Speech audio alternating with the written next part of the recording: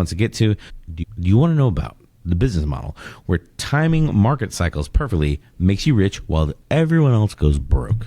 Ooh. Are you getting crushed by market downturns while competitors somehow stay profitable? Are you frustrated because you make money in good times but lose it all in the bad times?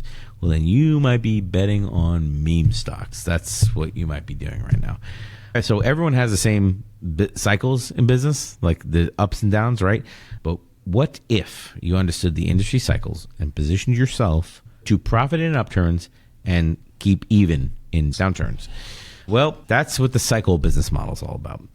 There are no role models in the cycle. Here, let me see if I have anything in the cycle.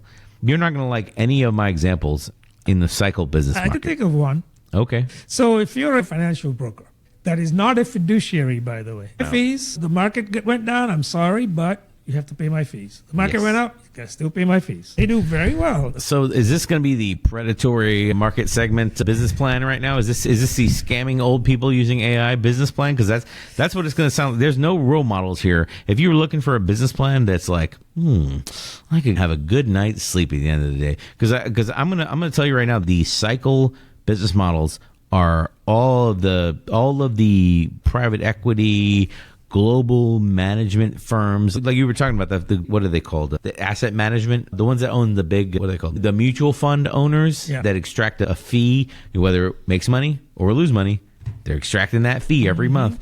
I think about CarMax. I think about Rocket Mortgage. I think about guys like that, like big mortgage brokers. I think about insurance companies. Like they're going to take their cut regardless. Yes. You know, hey, economy's in a downturn. Nobody's driving. It's COVID. Your rates are going up. Wait, why are my rates going up? Like nobody's even driving on the road. The accidents are down 50% or whatever because literally no one's driving. Rates are going up. Same thing with home insurance, right? I mean, you had a great year for hurricanes. Guess what? Doesn't matter. Your rates are going up.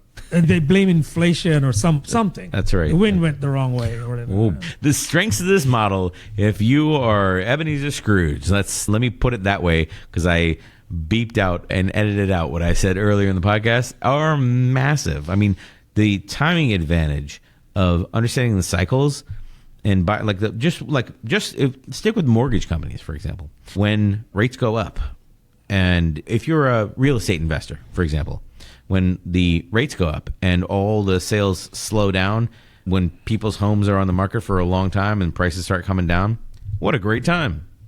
Market timing. Obviously, the private equity firms are great at this because they have people on staff that just do risk management. Sure. So they're looking for acquisition opportunities to bring like large amounts of cheap assets into the fold. Or I guess if I'm going to try to defend this for a second, I'm not going to, but if I'm going to try to defend this for a second, the private equity firms of the world are going to say, hey, we've done a review of this business and we see the risk is low and we see what they're doing with the money they have and the people they have.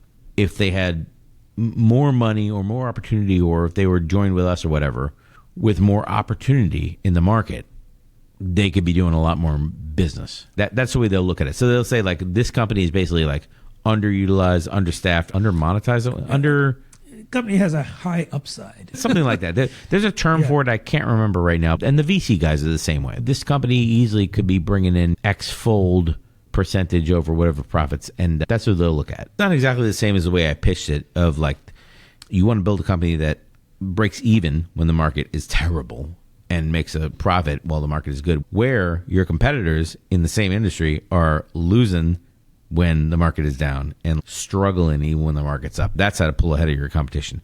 Like being super shady, I don't know if that's a great way to go about it, but I mean, listen, these people make a lot of money. They have the luxury of being able to plan for downturns way before they happen. Well, if we're planning for downturns, let's talk about weaknesses of this business model, because you need a bunch of money to make this happen. The people that are taking money every month and charging their customers more or whatever, and they don't care who cancels or who leaves or whatever, like, well, that's great. It must be great to have so much money that you don't care about churn. You don't care about. I mean, they probably care about it, but like, yeah. No. Oh, it was the Chipotle CEO recently, where they had the chart of like how much they've raised prices over the years, and like they were complaining that people can no longer afford their burritos. They're not burritos because burritos would be ito.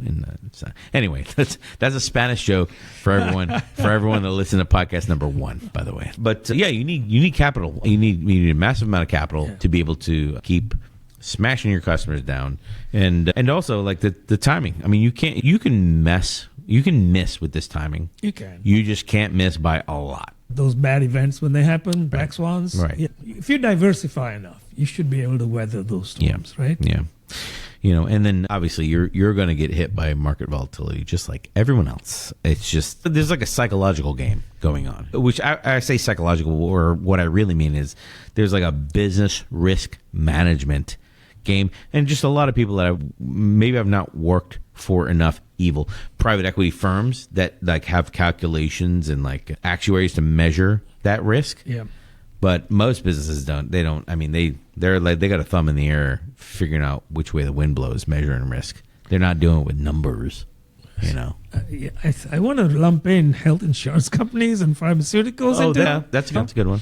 It doesn't matter how fit the population's getting; they are going to continue to raise their price. I mean, think about the cycle of car insurance. I mean, the cycle of car insurance is like they don't want you to stay with the same insurer. They want you to constantly be moving and churning out and seeking better rates or whatever. They're going to keep raising cable, same way. They want you to keep moving. And if you stay because you're lazy, suddenly you're paying $150 while your neighbor is paying $48 or whatever. That's just the way their business model is. Again, not to go out on a high note here, but this is the worst business model in the world right here because it's super predatory. Unless you are the business in this business model, then you're like, well, it's what the market will bear. Right. So are you a terrible person? That's what I'm saying. Do you have scruples? Maybe the cycle business model is not for you. It's about understanding timing and when to buy low and sell high. Hey, you're profiting from volatility. I mean, maybe you want to be a day trader. Yeah. Tell us we're wrong. Tell us how Palantir is not evil, please.